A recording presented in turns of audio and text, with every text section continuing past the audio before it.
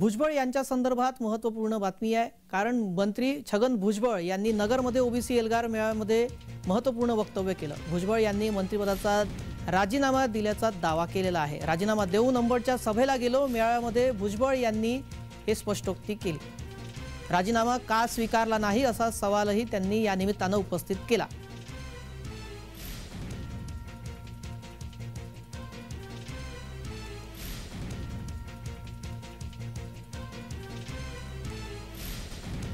नगरमध्ये ओबीसी एल्गार मेळाव्यादरम्यान बोलत असताना मंत्री छगन भुजबळ यांनी 16 नोव्हेंबरला आपण राजीनामा दिलाय अशी माहिती दिली आहे आणि आतापर्यंत हा राजीनामा का स्वीकारला नाही असा सवालही उपस्थित केलाय।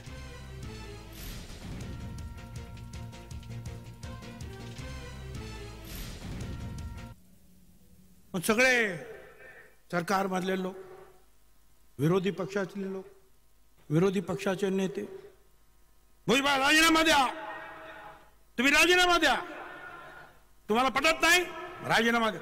सरकारमध्ये पण राहता, सरकारच्या विरुद्ध टीका करता, मग राजीनामा द्या, हिम्मत असेल तर राजीनामा द्या। विरोधी पक्षाचे काही अनेक नेते बोलतात, माझ्या सरकारमधले सुद्धा नेते बोलतात। आता काल आणखीन एक काल परवा जण आहे तो काहीतरी बडबडला,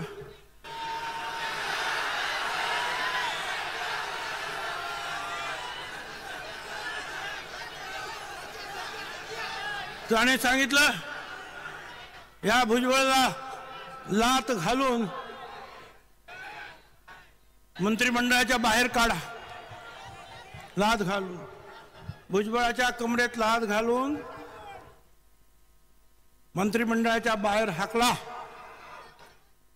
मला त्या सगळ्यांना विरोधी पक्षामधील, स्वपक्षामधील, स्वसरकारमधील सगळ्यांना मला सांगायचं, 17 नोव्हेंबरला ह्या ओबीसी एल्गारची पहिली रॅली झाली अंबडला, बरोबर?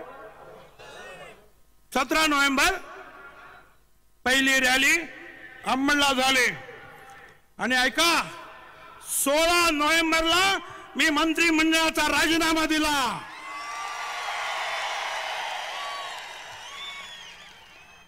16 नोव्हेंबरला आणि मग अंबडच्या सभेला रवाना झालो।